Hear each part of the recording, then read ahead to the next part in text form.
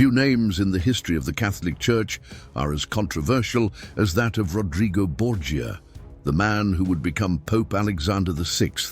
Known both for his political cunning and his life filled with scandals, he personifies the most turbulent side of the Renaissance, a period of artistic splendor, but also of intense corruption and power struggles. Born into a powerful Spanish family, Rodrigo rose through the ranks of the Church thanks to his intelligence and influence. But it was on the throne of St. Peter that he would become one of the most controversial figures in papal history. His rule was marked by intrigue, strategic alliances, and a lifestyle that defied the moral ideals expected of a pontiff.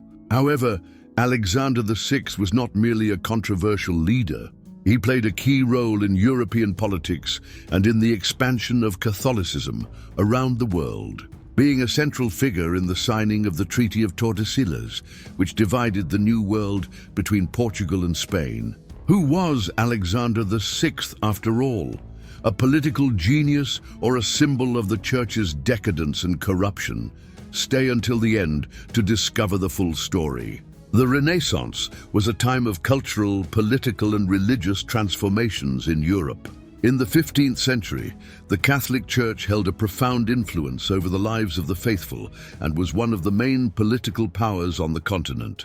However, the papacy was increasingly involved in territorial disputes and strategic alliances, often behaving like a secular principality. Italy was a mosaic of independent states, such as the Kingdom of Naples, the Duchy of Milan, the Republic of Venice, and the Papal States. These territories frequently clashed, making the Pope a central figure in Italian politics. At the same time, the monarchs of Spain and France competed for dominance in the region, directly involving the papacy in their interests. In the religious sphere, papal authority was still widely respected, but criticism over the clergy's morality and the sale of positions and indulgences was growing. This scenario would be one of the triggers for the Protestant Reformation in the following century. It was in this context of power games, intrigue, and luxury that Rodrigo Borgia rose to the papal throne. Rodrigo was born on January 1st, 1431, in the city of Xàtiva, in the Kingdom of Aragon, present-day Spain. His family, the Borgias, already had ties to the papacy since his uncle, Alfonso Borgia, had become Pope Calixtus III. Thanks to that connection, Rodrigo was sent to Rome, where he received a refined education and quickly rose through the Roman Curia. At 25 years old, he was appointed cardinal and soon became vice-chancellor of the Church, amassing wealth and influence. Over the years, Rodrigo built a network of political alliances and accumulated immense fortune. His extravagant lifestyle and allegations of corruption were widely known, but his political skill kept his rise uninterrupted. Soon after the death of Pope Innocent VIII, Rodrigo was elected pope in a contested conclave where, according to reports, he used bribes and promises to secure votes. Thus he ascended the throne of St. Peter under the name Alexander VI. As pope, he consolidated the power of the Borgia family in Rome, appointing relatives to important positions. Among his children, Cesare Borgia stood out, to whom Alexander entrusted armies and territories. Under his pontificate, Rome became a center of intrigue and scandals, with lavish parties and games of political alliances. Despite the criticism, he was also an efficient administrator and reinforced papal authority. His pontificate had a major impact on international politics. In 1494, he intervened in disputes between France and the Italian states, trying to maintain the balance of power.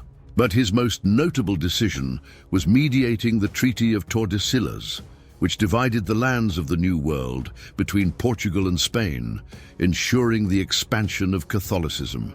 However, his thirst for power and the growing opposition from his enemies undermined his authority. Alexander died in 1503, possibly poisoned, leaving behind a legacy of controversy and lasting changes in the history of the Church.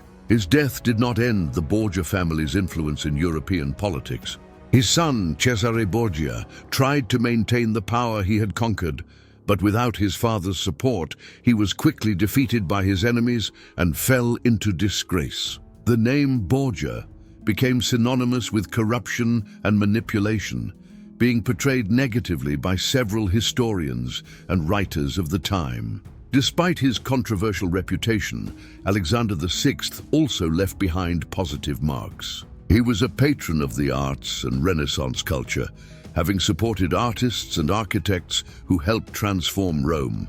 During his pontificate, advances in the administration of the Papal States allowed for more efficient control of the Church's territories. However, his relationship with nepotism and corruption became one of the factors that fueled growing dissatisfaction with the Church.